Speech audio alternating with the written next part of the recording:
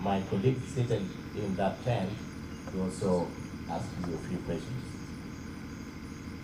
Your Excellency, to begin with, we have 8 registered presidential candidates, and you are one of them. Why should Ugandans stick with you? Why do you see that you are the best of all the 8? Maybe we start from there. Well, when I spoke in Amulatar and in Dokoro, I gave the long story of the NIM in the last 65 years, in which I have been involved. And you can say, if you are honest and not a egoist, that the recovery of Uganda from the collapse it had suffered was because of the NRM. And the progress which you all can see is because of the NRM. You remember I started with the number of points.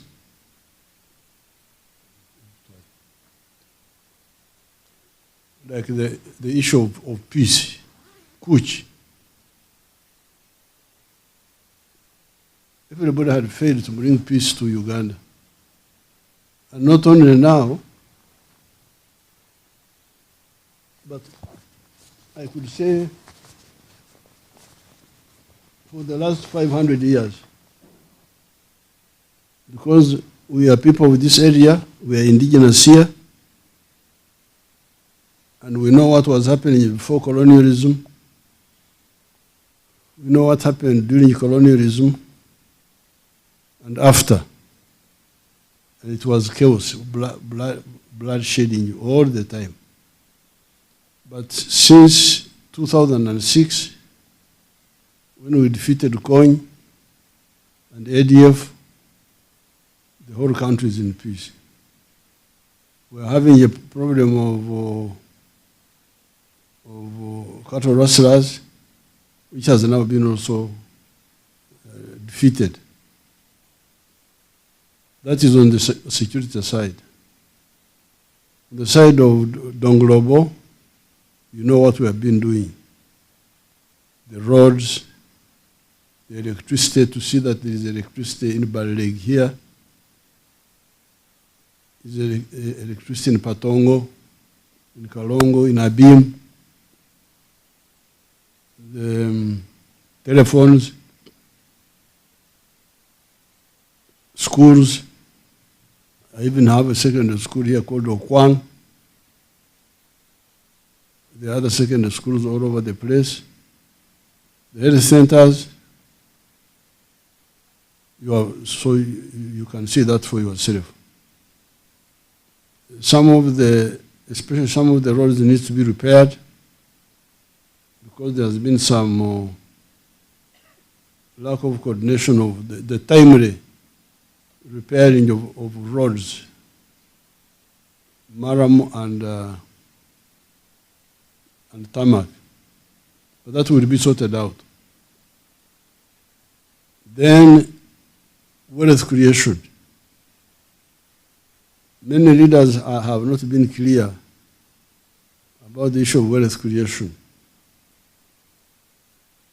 We started in the 1960s. We started in the 1960s. The ideology of Duchu, everybody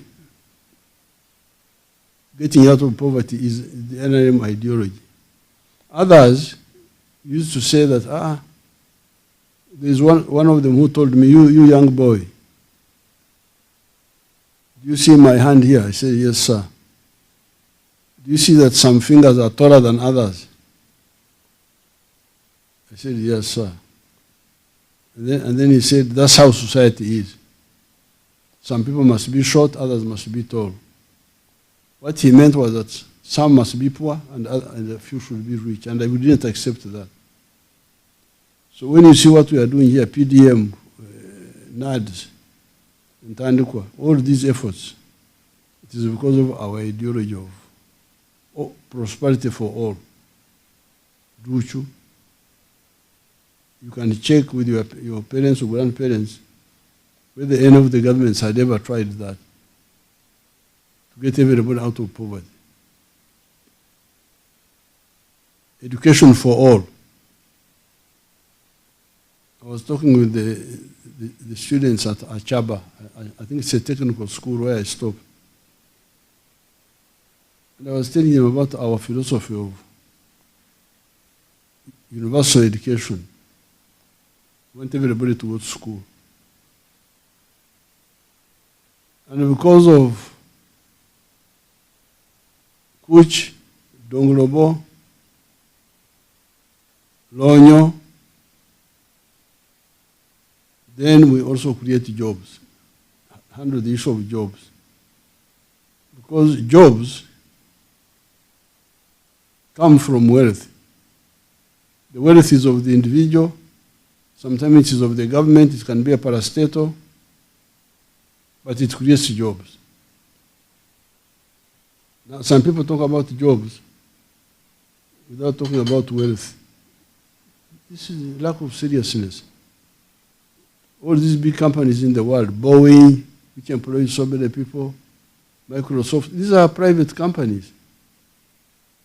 They are people's lonyo, but they create jobs for so many people. So that's number 4, teach. And so on. So because of this, the NRM is the only party which can ensure stability. There's also another point, which I will not finish all the points, but there's another point of the market.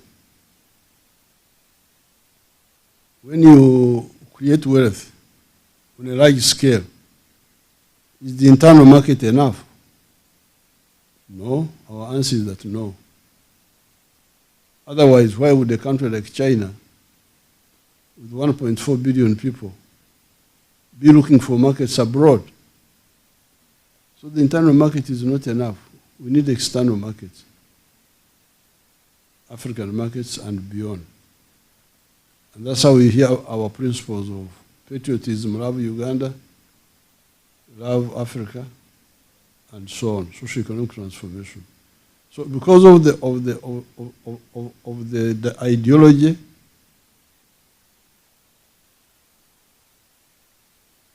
because of the historic contribution of the NRM, really, frankly speaking, I don't see how the people would fail to see that NRM is the right choice. Thank you.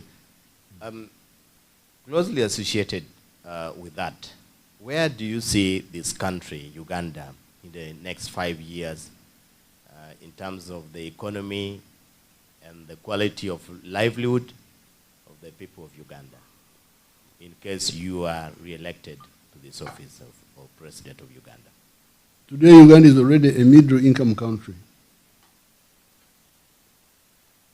By June next year, we shall be $66 billion. And in the next 5 years, it will maybe double. Because in this term, the GDP has doubled. It was like 34 billion, 2020, now it's 66 billion. So it will double. And our target, as we have heard, is to turn Uganda into a high middle-income country with a GDP of 500 billion. So Uganda will be totally modern. We are going to ensure free education for all these children. We are not going to accept these school charges in government schools, so that everybody goes to school and stays there. We are ensuring wealth creation, people to get involved. in agriculture, in artisanship, in manufacturing. We are ensuring in services, hotels and so on, in ICT. And we are linking up with the African countries to form, if possible, an East African Federation, but also form the common market of the whole of Africa. So Uganda will be a modern country. Zeroing to Lao as a sub-region, what socio-economic challenges do you see that you feel when elected you should handle them head-on? And could they also be there? The problem of Lango, was the problem in Ankole when we started. The problems are two. Number one, teach, may each keken, those who only work for the stomach. You check how many in each parish, how many of the homesteads are still working only for the stomach. You check. And we are saying, work for the stomach, but also for the pocket.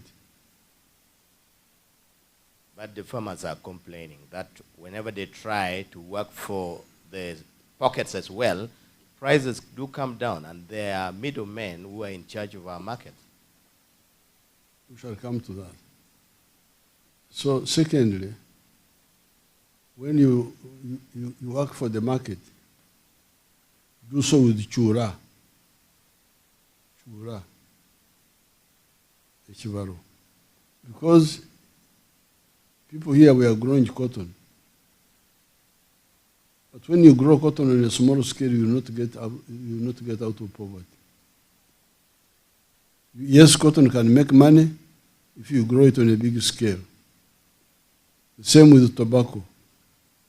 The same with even maize. To get good money from maize, you need to do it on a big scale. Sugar cane and such crops. So if you do this, yes, the prices may come down, but like coffee, sometimes the coffee comes down. Sometimes the price comes down. But the global demand of coffee is so strong that it always comes up again. So that's why in the manifesto, the problem is that you don't read these manifestos. And you are supposed to be people who are informing others. I don't know how an uninformed person can inform another one. But that is between you and God. God is Rubanga, the one to deal with you. Say, you fellows, you are pretending to know, you don't know, and you are misinforming my people. Be careful with the Rubanga. Thank you, Your Excellency. But so the question of prices, it really depends on which crop you grow. Yes, it may come down a bit, but what I recommend, as we did, I was saying in the manifesto of 1996, we recommended 7 activities for the smaller people. 1 acre of coffee, 1 acre of fruits, 1 acre of pasture for chalk, for milk, an acre of food crops, maybe cassava, in the backyard, piggery, and poultry for eggs, and then in the wetlands, fish farming. That's what we recommended in 1996. In writing, but people didn't read it. Now, if you check the prices of those commodities, because their global demand is big and growing, because the price collapses when supply is too much, much more than demand. That's when the price goes down. But these ones I'm talking about are products whose demand is growing. And that's why they are a bit more reliable. But if the prices come down, this is how life is. It is the economics. You persist until they come up, and then you continue. Because you remember this world is a world of troubles. We are not. You remember we were in the Garden of Eden. Things were very easy, everything was nice.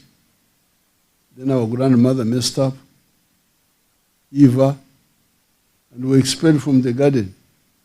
So when we were expelled from the garden, we had to, those problems come, but we assess what we recommended in the 7 activities were the activities which are more reliable, more stable, and in big demand globally and regionally. Your Excellency. So I'm going to start a model farm here. I had told them long ago they did some 1 acre of coffee, but I'm not satisfied. You will see when you come back next time. I will show you how a 4 acres model should be. Thank you. Now, this country has not had a year without teachers' strikes. Without?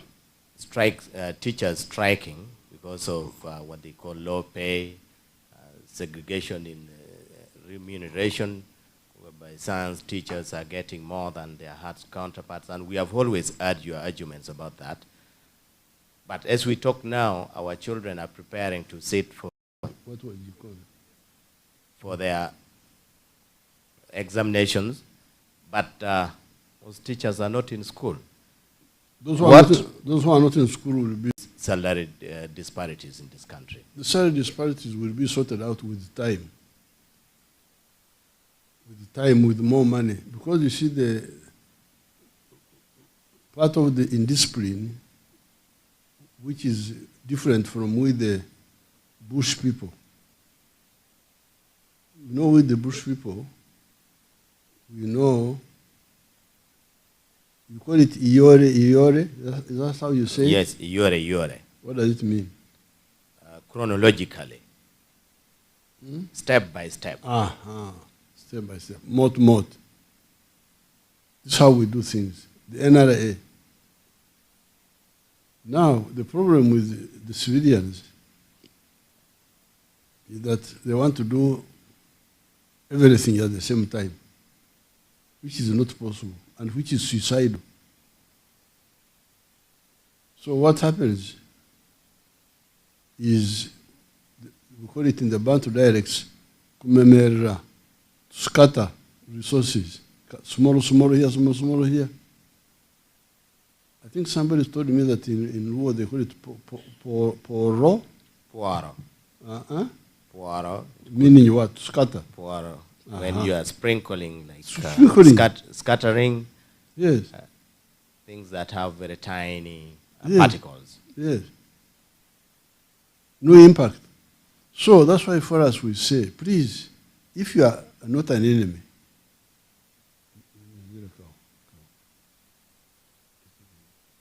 if you are not an enemy, because when we were in the bush fighting, we didn't have food. Food was scarce. So we would say, there's some little food here. Who should eat? It should be the one on guard duty. You be the one to eat. Even me, the commander, will not eat. But you eat because you are on guard duty. So that when the enemy comes to attack us, for you, you are alert. You alert us and then we'll fight. So we'll be able to prioritize the one who is needed now.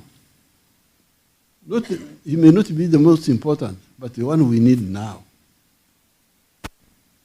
And if there's somebody who's going to spy on the barracks of our opponents, this is the one who gives food, the small food which is there.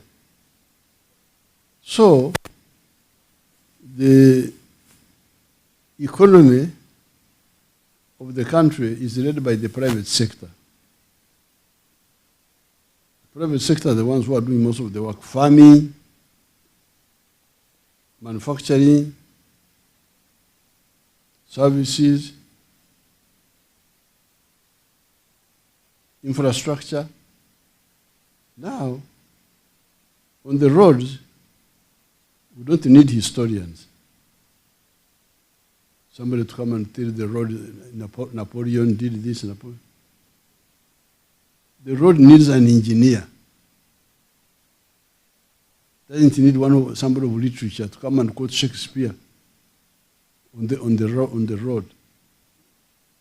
So that's why we say, you people, we don't have enough money to pay everybody well. But because we have brought peace, and we have done a little bit of infrastructure, some roads, the electricity. Private sector is rushing in. You can see the factories all over the place, in Jinja, in Kampala. You can see the factories. But all of these need scientists. They need engineers. They need machine operators. They need, agriculture needs a vet, needs a Bachelor of Science people. So, since we don't have money to pay everybody very well, can we start with this? Now somebody says, no, either we all get or nobody gets. Now what's that? This is treason. You are so selfish, you don't care what happens. I get a low salary myself. I'm not bothered with salary. I am here. I was fighting for no money from 1971.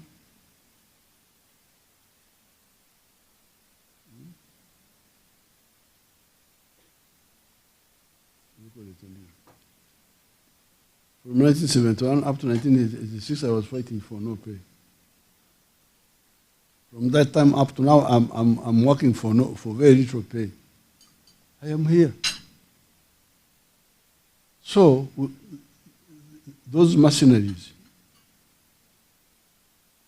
money, me, should leave us alone and go to Congo or other places where they want mercenaries. But if they are patient, because we started with the judges, we started with they were paid a bit more. Because that time we said, even if we are all hungry, at least the one who judges us, if a hungry man is quarreling with another hungry man, the judge should be not hungry like us. That's why we increase the salary of the judges first.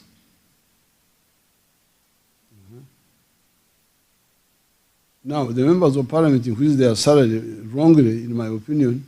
They made a mistake. But we didn't approve it. We didn't support it. We didn't want to cause a crisis, but I didn't agree with it. And that's why I refused a pay rise. I refused. They pay me 3.6 million, which they started paying in 1996. Before that, I was getting 150,000. From 1996, 86 to 96, I was being paid 150,000. Then they started paying me 3.6.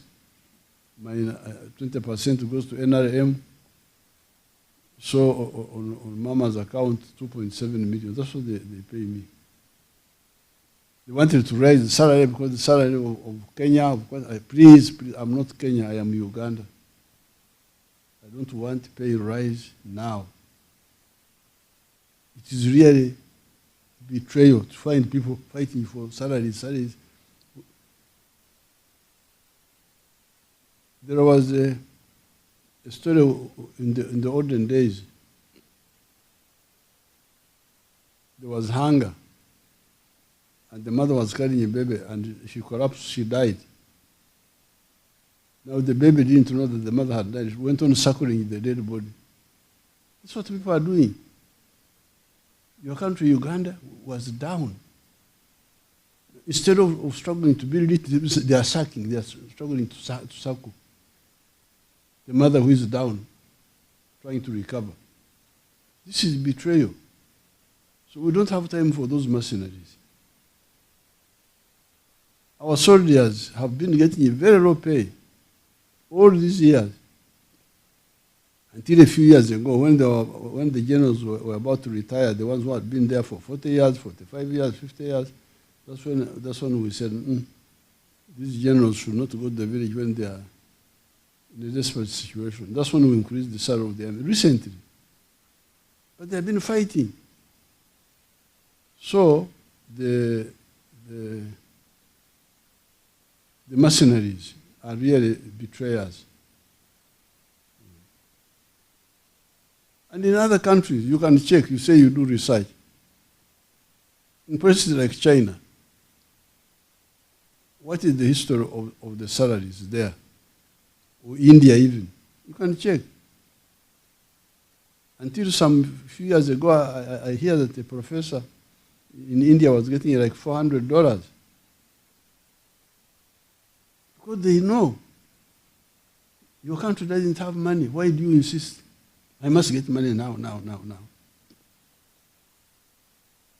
This business of saying that science are getting, arts are not getting, what's wrong with that? We need the science people most urgently now. Arts are also important. I'm an arts person myself. They are very important, but the one we need now are these scientists. There is Soroti Flying School. That school was about because of this, what do you call it, impact? People are not agreeing, right? Yes. Yes. Now, the director must get more money. That's the most important part of Soroti Flying School. The skill which is rare there is flying and maintaining aircrafts. So they were trying to pay pilots 1 million. In the airlines, a pilot is getting 25 million. So the pilots walked away. So we had bought planes for training, but there were no pilots. They walked away. Until we had to come, but you people, what is in shortage here is not secretaries and typists and all that crowd and administrators. Those are very many. The ones we lack here are pilots. So if we don't have enough to pay everybody well, let's pay the pilots well and engineers. And that's how the Soroti Flying School came back. Otherwise, it was about to close.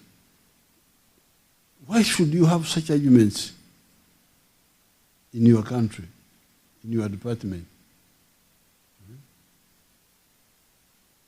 In the villages, in Angola, I used to see, when we would be going, you say, give milk to a child, let the child drink. I may not drink because there is not enough. You give to the child, the one who drinks. Don't they do that in Lango here? They do. Yes. So have I answered your question? Pretty well. Thank you.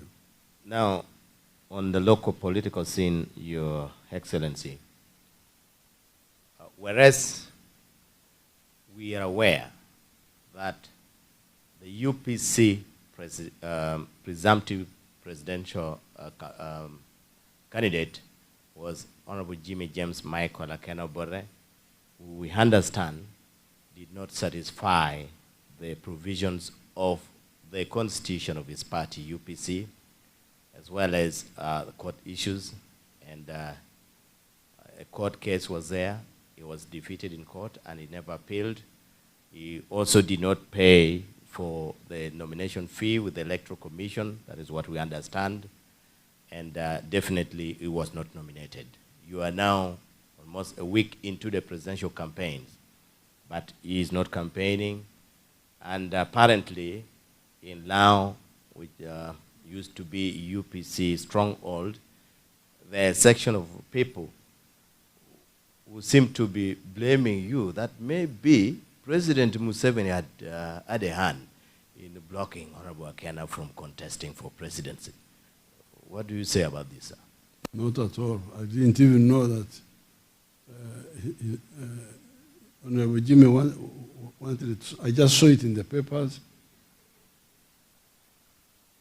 I didn't know. Then I got some information. I tried to check. I found that it was mainly legal problems on their side. It was legal. It was not political. I don't remember the details, but there was supposed to be this, that, and the other one, and the other one. It was legal. It was nothing to do with the political. Nothing to do with the politics. Finally, from me, as we prepare to ask you to give also an opportunity to my brothers and sisters seated down there, Uganda has had an abortive discussion and debate on the succession. Whoever will be able to succeed you. There is a video clip making rounds, apparently showing you saying, this will be now my last time. I will not contest after this. As the NRM political party prepared vibrant members that will be able to take over the mantle of the leadership of this country from you. Where is that video? I think even the members laughing down there do have it. You know, we are in the era of social media. That is why I said it is making rounds attributed to you that President Museveni is saying, this will be my last time. I was saying with my own words. That is what it claims. I don't remember. Fine. Now, I request you, Mr. President, to give the opportunity to a few colleagues of mine to ask you some questions. You people, I can see why you have blood pressure when you are young people. The issue of leadership in Uganda was resolved in 1995. We had the Constituent Assembly. It sat for almost like 2 years, I think. And we agreed on how to handle the issue of leadership. Then later on, we made some amendments. The term limit, we removed it.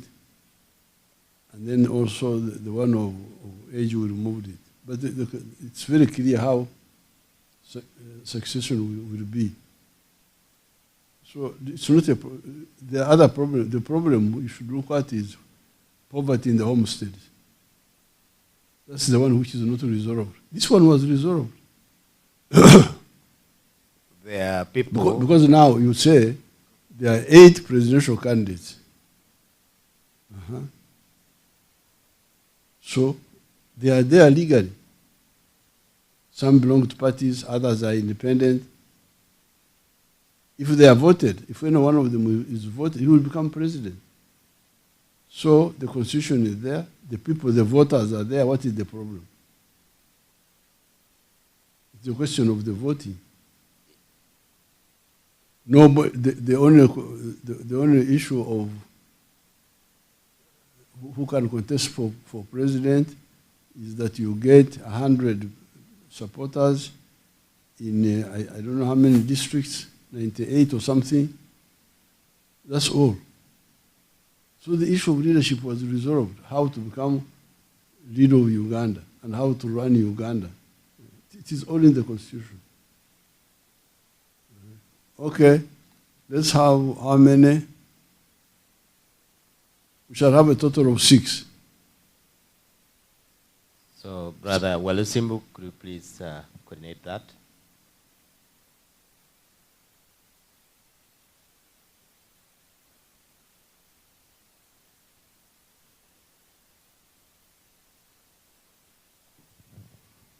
Thank you.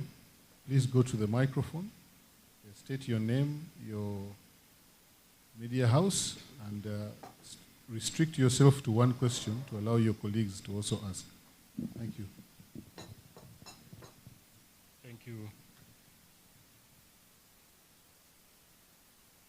Thank you very much, Your Excellency. My name is Augustine Okelo. I work for Radio Rhino FM in Liver. I have one concern. I want to start by saying that Uganda has one of the few unique policies in the name of refugee open door policy that has also happened to win several awards for Uganda as a country because of its uniqueness. And for that reason, Uganda stands alone. It stands out of the crowd because of the refugee open door policy that was initiated. Kudos to the initiators. My concern is that there are some points that drives Uganda very differently, uniquely, and also makes Uganda respected internationally or globally. So my concern is about the policy, most especially when it comes to the entrance of the refugees crossing the border to Uganda through what the policy says that when they are coming, and there are very many, first of all, they are allowed to enter Uganda without going through the processes immediately. Maybe simply because from the other side, as they are crossing the border, there is pressure on the other side. But when they cross Uganda, the policies allows refugees to enter Uganda, and they stay for some times. Now there is a part that says RSD, that is refugee status determination, as a result of the influx, because the number is overwhelming and they are entering the country. It takes time. As they are taking time, the point that I'm saying, that I'm coming to, is that Uganda, as a country, we need to work on the policy, because for the last 2 years, Uganda realized that many people, like from South Sudan, entered Uganda in the names of refugees, whereas most of them were rebels from Sudan that crossed to Uganda in the names of refugees. But they mixed themselves with the community that was also hosting the refugees. So my only appeal is that the people who work over the policies should make an adjustment on that point, that there should be a point of determining who a refugee is when that before the status is granted to the person. Thank you very much. Mm-hmm. Well, I'll have to check. I have not really followed up that issue, but I am a former refugee, so I know how the refugees, when Ugandans were refugees, how they used to behave. Because Amin declared his coup on the 25th of January, 1971.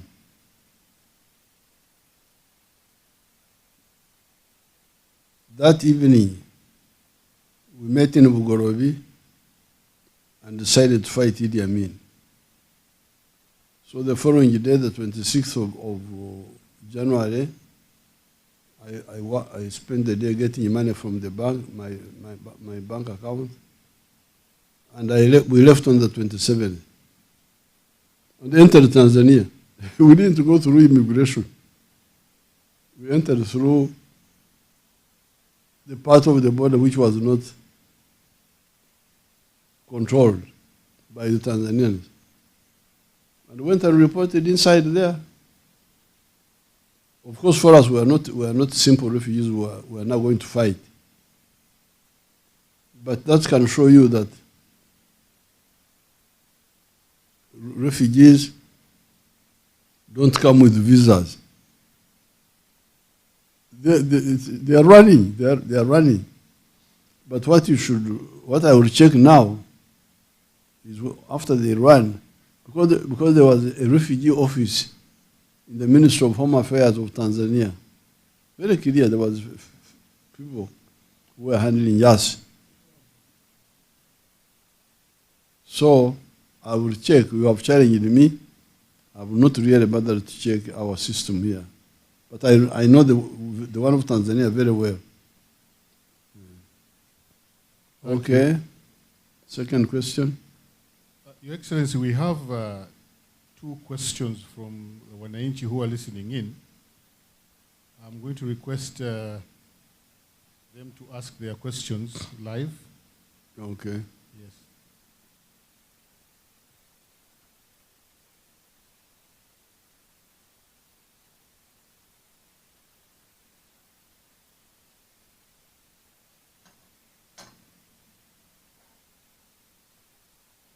Okay. We have this technology. They are going to ask the people who are listening in to make their call to you directly, and then you'll answer, Your Excellency.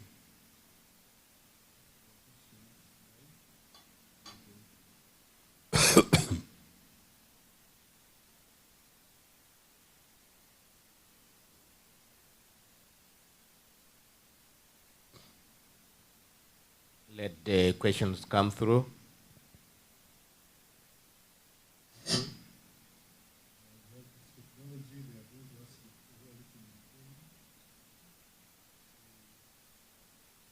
As radio utieno meni natini akitana ko buke utio kato live ay baralegi kana adong na utino mo simu atie tuoro inamba ame wan ben mi yobori metikere apenyo yini penyo ni adong tia winyo jo biro gonye doke lemo ka yiro tikere lemo no biro bena back twal mendo winyo atira win radio nama tio metikere will not abira bishel abora not, abora deck, you not abira beach, abora not, abora deck.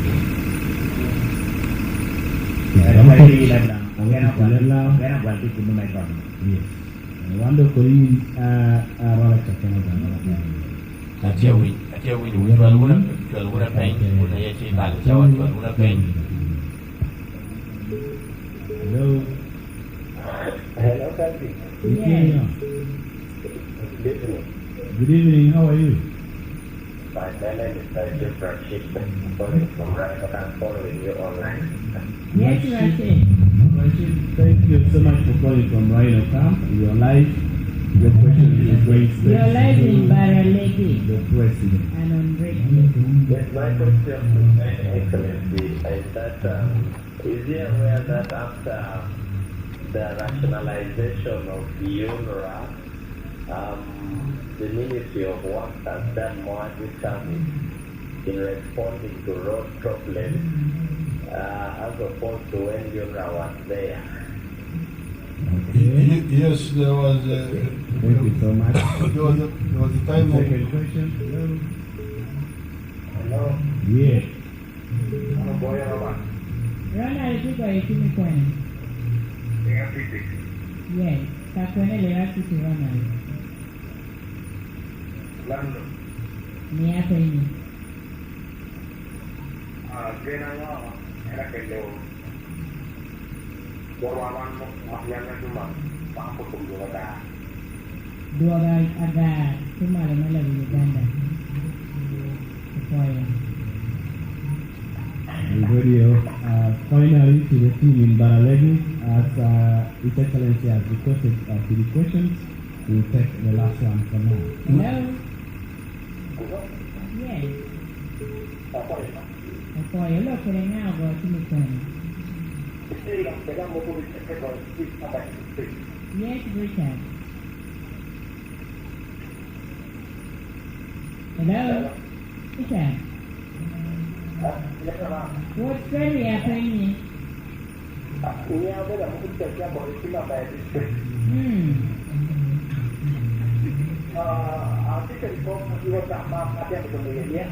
Warani.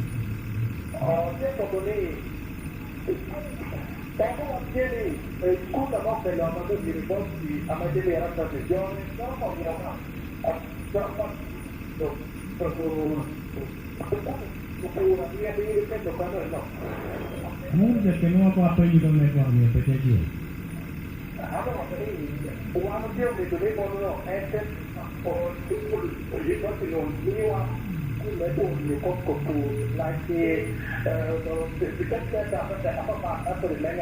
Research Center, Kokmepool.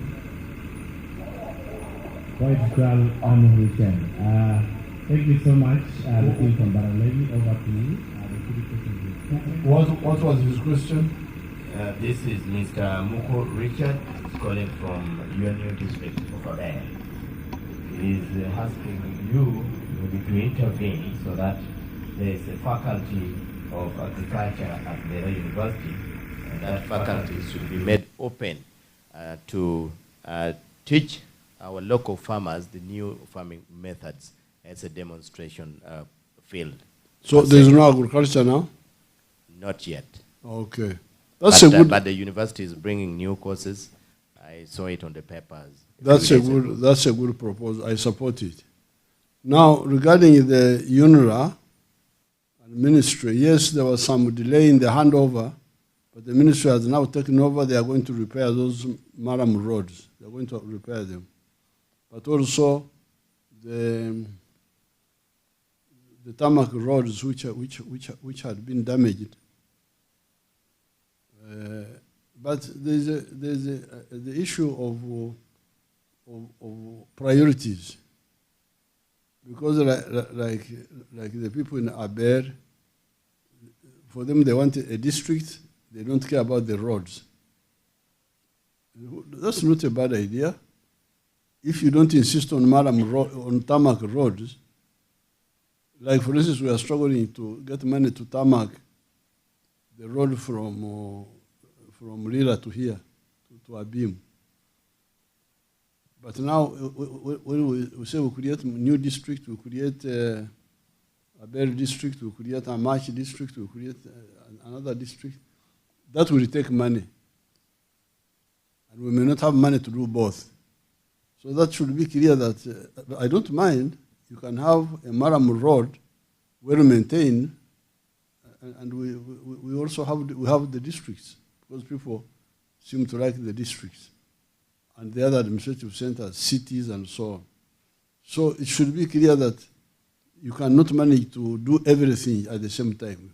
You will be deceiving yourself. So yes, you can have less of the tarmac roads and have more of the other of the administrative units. I have no problem with that. When I bought land in Rakstura, 1967, there was no tarmac road. There was not even a good road. So if there's a good Maram road, I have no problem at all. Then we can have like Aber district, because my people in Aber, they said they didn't care about the Bobby Loro Road.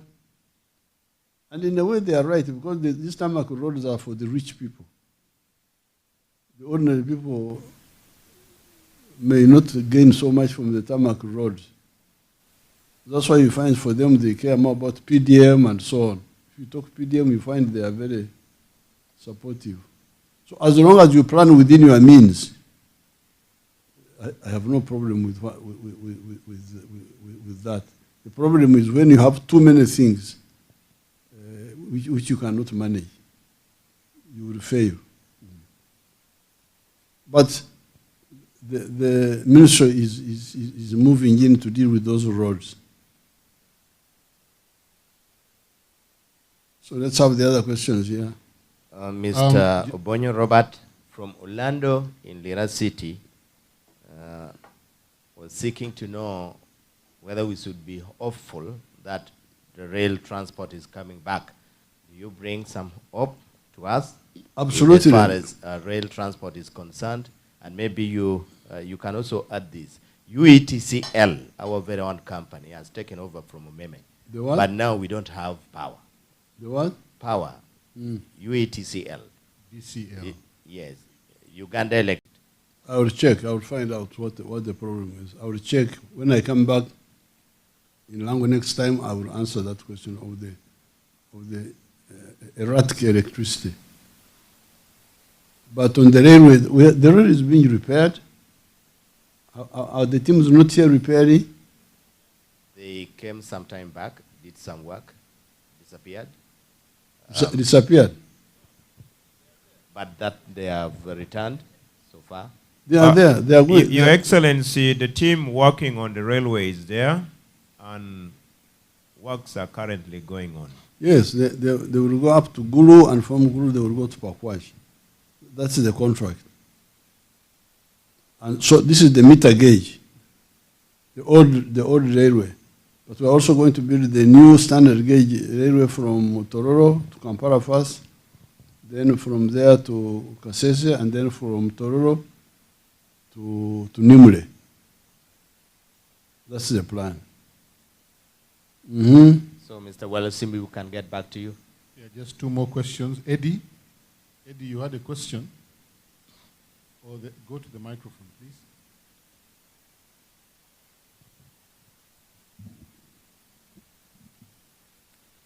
Thank you, Your Excellency. My name is Eddie Olwa. I work for UBC TV within the region here. I'm the one after your departure who will always keep you informed of activities here in the region on UBC. My question, Your Excellency, I have been following your message during your campaign trail here in Laon. And one of the rare angles you came with during this campaign trail is on issue of drug theft. And this time around, you said you will use the religious leaders, the clergy. My question is, Your Excellency, how are you going to do this? Because the religious leaders seem to also be busy. And from his parish. But I will ask them to recommend somebody, because these health centers are not many. Health centers is in the whole country. If all the sub-counties have are like 2,000 something, surely can we fail to get one person to keep checking in the area how the drug situation is and report to the center? And that's, I was saying, that person should be somebody connected with the faith.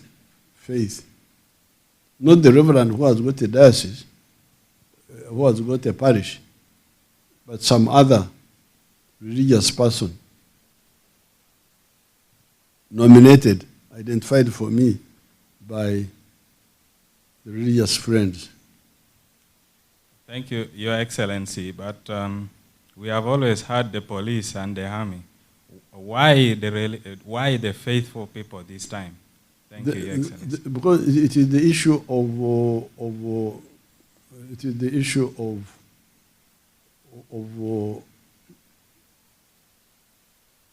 dedication. They are there, but the corruption is, why is it continuing? That's why I want to diversify and tap.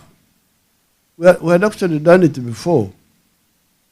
When we created the URA initially, I will tell you the story. There used to be the old East African customs, Uganda customs, and they were stealing most of the taxes. They were collecting 4% of tax of GDP as tax that time. So I sat down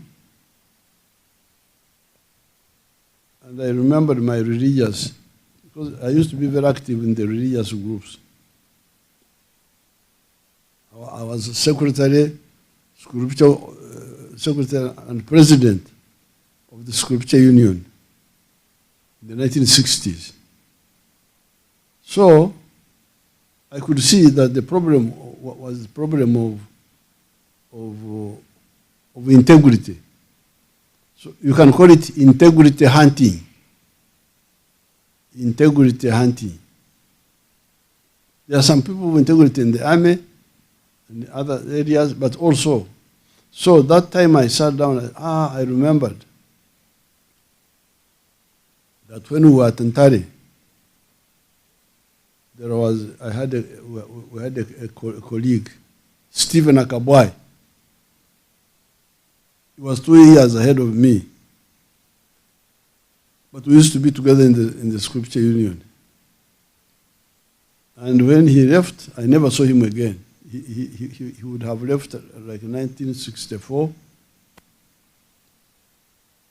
And you can imagine by the time I came into government, 86, this was almost 20-something years after seeing Akabwai. From there, he went to Dar es Salaam, but he left before he joined. I think he was actually in S5 when I was in S2.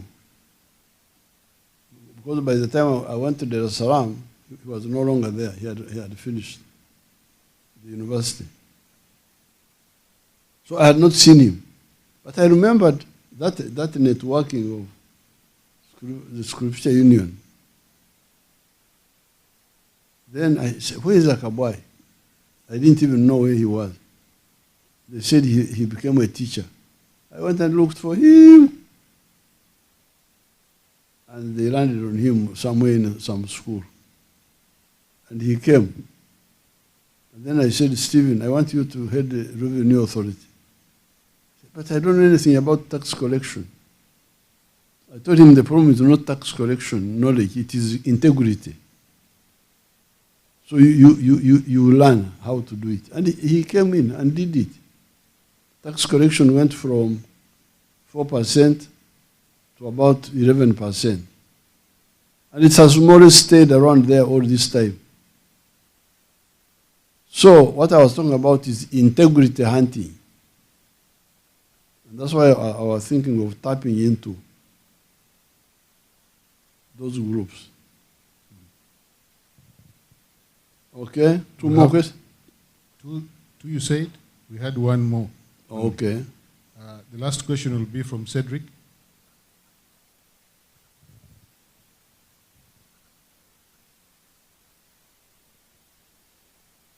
His Excellency, thank you so much.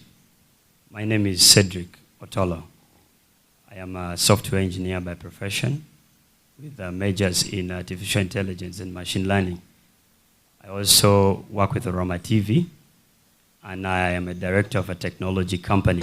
It's based in Lira City. For the past 4 years, we have been running a lot of things to do with technology and young people in northern Uganda, especially Lango and Chole sub-region. And also, in 2021, I won an award from you as being one of the best innovators in the country, and you gave me $10,000 to help the young people in Lango sub-region. I want to say that over the past 4 years, so many young people has been calling forth for us to support them in terms of technology and so many things in northern Uganda. But the challenge we have as young people who are passionate about ICT and bringing technology to us is we lack a central hub, which you call an innovation hub, of which I know Kampala has one, but it's very inaccessible for so many people from northern Uganda. My request is, would there be a possibility for your office to support Lango sub-region to have an innovation hub, as I have felt the problem of supporting all these young people, who love technology. Just 2 days ago, the NASA International Space App Competition gave us a permission. Brilliant young people who are not well conversant with speaking English, but they can deliver very quality products in terms of crafting. An example is a gentleman who made a car in town, Lira City, and we have been driving it around. How possible is it for government to see how do we bring these people to the picture, irrespective that they don't speak English, but they can have accreditation to do something better for this country? Thank you so much. Again, my name is Cedric Otolo, and I lead the young people in technology in this region. Technology in this region. Thank you, and may God bless you. Okay, let my PPS be in touch with you, get your contact. So I will see how to help. So much. Now for the other engineers, the other innovators, when you come with them. Thank you so much. If my staff organize for you to come and see me. When my staff organize for you to come and see me. All right then. Bring the other innovators. I'll bring them. Thank you. Let's have one question from our Nyaras, my Nyara, the daughters. They are shy, they don't speak. Ladies,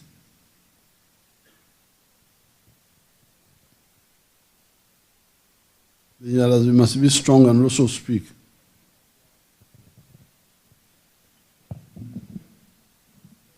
Good evening, Mr. President. My name is Ajuang Marion. I write for the Corporator News. I am going back to the fishing communities. You said that you want to promote fish farming in northern Uganda. Now, a statement you made that you're going to create a circle for this community and give them some fun. How sustainable shall this be, looking at the mindset of the people we serve or the mindset of the people you serve? Thank you. That is my question. Now, the issue of fishing, because there's fish farming, which we are going to promote because it's very, very profitable. From my fish pond in Lira town, I'm earning 100 million shillings. Just one pond. So because of the money involved, but also because fish farming is environment friendly. You put the fish pond at the edge of the swamp. You don't put it in the center of the swamp. And you get a lot of money there compared to what you get from rice. And in the center of the swamp, the water comes back. That's why we like fish farming. And this fish farming, you check on the internet, you say you are internet people. Check.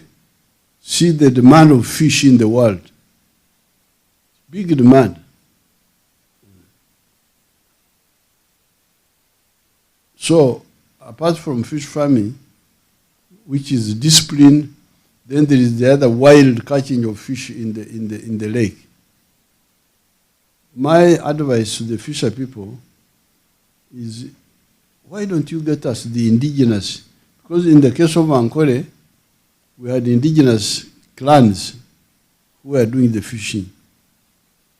And I will be happy to support those. But now I hear there are a lot of people in the lakes, from Congo, from where. This needs to be sorted out. So that, as I was telling people in Pakwach today, when it comes to cows, with the Banyankore, you can rely on us. On behalf of Uganda, we have been able to keep the Ankore cow without government support ourselves. It's now a big hit in the world. So for fishing, we need to rely on the indigenous fishing families so that we support them. Because they are the ones who know. And then we also regulate how many people should be in the lake. Because even Nambole, when you reach a certain number, they say, don't come. The numbers are too many. How many people should be in the lake? Is there no limit? Logically, the number you need to be in the lake without damaging it, because you damage the breeding, you damage the what. So these two points. Number one, the families, the indigenous groups should be identified and we support them. And they look after the fish on our behalf. Me, as a cattle keeper, I've been looking after the Ankole cow on behalf of Uganda. You people, you can come and get very good material, which I've been keeping at my own cost. Why can't we have our fishing people who are indigenous in that area, and we rely on them and we support them?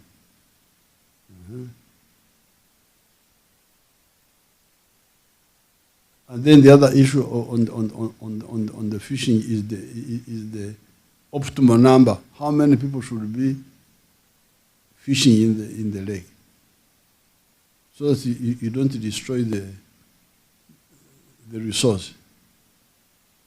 Okay, Apoyo Matek. Your Excellency, maybe before you can say bye to us, as moderator, I want to thank you for the time you gave to us. But before we leave, the last time we were here, you made some pledges to the journalists. Those will come. And the journalists were now looking at you suspiciously, and they're also requesting that maybe you also give them an opportunity, an appointment to meet you, because there are certain things that they would want to discuss with you, but they cannot do it. Lost contact. Who was that one? Fande Betty. Agaba, okay. Yes. So Agaba was the one. There's a new one, but where is she? Come, be in touch with this man and link him with Barbara. Link him with Barbara. But on the other issue which we agreed, that one is set. Thank you. Apoyo Matek. Apoyo, we wish you well, Your Excellency. We wish you good health as you go on your campaigns. As the people of Lao, we wish you the best. And may you have a good night. Thank you. Good night. Your Excellency, we thank you so much. This is your second last day. We hope to see you in Lira City and Lira District together with Kole District. Thank you so much for this interaction with the people of Lango on your second last day. That one is on Sunday. Sunday, so people are saying Sunday is not a good day. Have you sorted out that one? Your Excellency, a new day and date will be communicated. Oh, okay. The team is still consulting with the approved program by the Electoral Commission. Okay, thank you. Thank you. Apoyo Matek. Opoya tek tutwala duong do. Opoya luang melao mono duon President me Uganda doka magbendera me NRM pibero President me Uganda mo tutumia riyo pira riyo we bishel riyo pira dek we chel. Wano kwa yung luang melao ni bolu kwit but President Yoweri Kaguta Museveni eno kobo ni pikuch dongo lobo kede lonyo. Opoya tek ba Woku.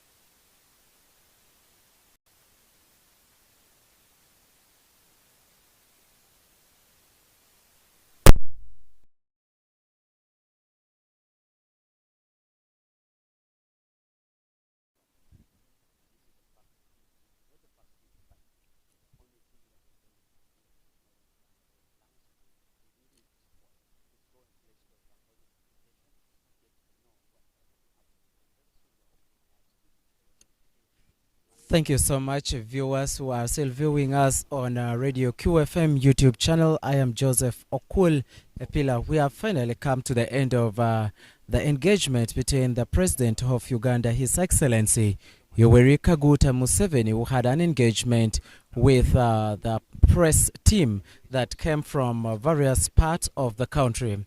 As for those who have been watching, and a close recap, among the things that the president had to give answers to the pressmen was why he believes that the people of Uganda will still choose him among the 8 candidates who are contesting to be the president of this country. And among the issues he highlighted was the fact that since 2006, Uganda has been with a maximum peace, and that is in history, something that has never happened in the country, and that happened as a result of the effort of the Uganda People's Defense Forces under the NRM government, who were able to at least put off the LRA rebels who are disturbing the peace in northern Uganda, and also the cattle rustlers, among other insurgencies that were coming in northern Uganda. Amidst us here,